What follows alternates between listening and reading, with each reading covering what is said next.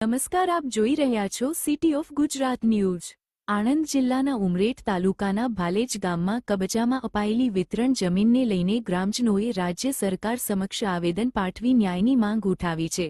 ગ્રામજનોએ મુખ્યમંત્રી તેમજ ગૃહમંત્રીને સંબોધીને રજૂઆત કરી છે કે ભાલેજ ગામની સર્વે નંબર 541 પૈકી અની જમીન વર્ષો પહેલા ગામ પંચાયત દ્વારા કેટલાક પરિવારોને મકાન બાંધવા માટે ફાળવવામાં આવી હતી।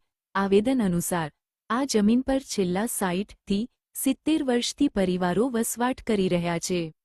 તેઓએ પંચાયતને નિયમિત રીતે વેરો ભર્યો હોવાનો પણ દાવો કર્યો છે। સાથે જ પાણી અને વીજ કનેક્શન સહિતની સુવિધાઓ પણ આપવામાં આવી હોવાનું જણાવાયું છે। ગ્રામજનોએ વધુમાં આક્ષેપ કર્યો છે કે કેટલાક લોકોને પંચાયત દ્વારા આપવામાં આવેલા આકારણી પત્રકોમાં કબજેદાર તરીકે નામ નોંધવામાં આવ્યું છે અને તે આધારે દસ્તાવેજો પણ તૈયાર કરાયા છે।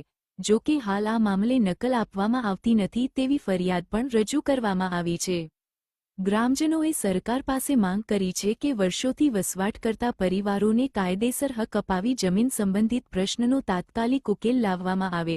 આવો સાંભળીએ તે જમીન પર રહેતા પરિવારો દ્વારા તેમની તકલીફો। તમારું નામ જણાવો છો?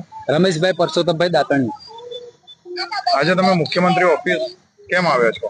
અમે સાહેબ રજૂઆત કરવા આવ્યા છે મુખ્યમંત્રી સાહેબને કે અમારા પાકા ઠરાવ છે, અમારી નકલો છે, તે બદલ અમને નોટિસો આપે છે। એના માટે અમે મુખ્યમંત્રી સાહેબને રજૂઆત કરવા માટે આવ્યા। કયા ગામેથી આવો છો? જિલ્લો આણંદ, તાલુકો ઉમરેઠ, ગામ ભાલેજ, કોઠીખાણ વિસ્તારમાં। તમને નોટિસ કોણે આપેલી છે? ગામ પંચાયતી સાહેબ। અને નોટિસના જવાબમાં તમને શું કાર્યવાહી કરી? એ લોકો કે તમે દબાણમાં રહો છો, ખાલી કરી દો। ઠીક છે, તમારી પાસે પુરાવા શું છે? અમારી પાસે ઠરાવ થયેલા અમારા નંબર પડી ગયેલા છે, લાઇટ બિલ છે, રેશન કાર્ડ છે, અમારા નકલો આપેલી છે, વેરા પાવતી છે, પાણી છે, બધું જ છે। અચ્છા, અને કેટલા વર્ષોથી રહો છો આપ? અમે લગભગ 50-60 વર્ષથી રહી છીએ। કેટલા પરિવારો છો આપ? 40-50 પરિવાર છે। 40-50 પરિવાર, ઠીક છે। અને આ જે પરિવાર ખરા એમાં કુલ સંખ્યા કેટલી હશે માણસોની? માણસોની સંખ્યા લેડીઝ ને માણસો બધા 60-70 સમજો। ઠીક છે, ધન્યવાદ। કાજલ ધર્મેશ। તમે આજે અહીંયા કોની સાથે આવ્યા છો?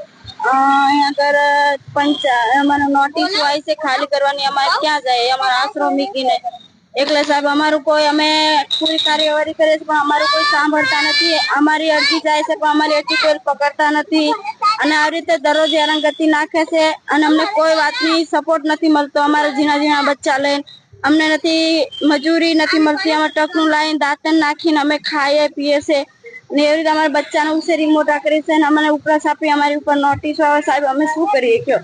તમે તમારા ભગવાન, અમે તો તમે જીવાડો તો અમે ક્યાં જાય? અમે નાના નાના બચ્ચા લઈ। તમારું નામ જણાવો? મનીષાબેન રાજેશભાઈ। કયા ગામથી આવ્યા? ભાલેજ ગામથી, કોઠીખાણથી।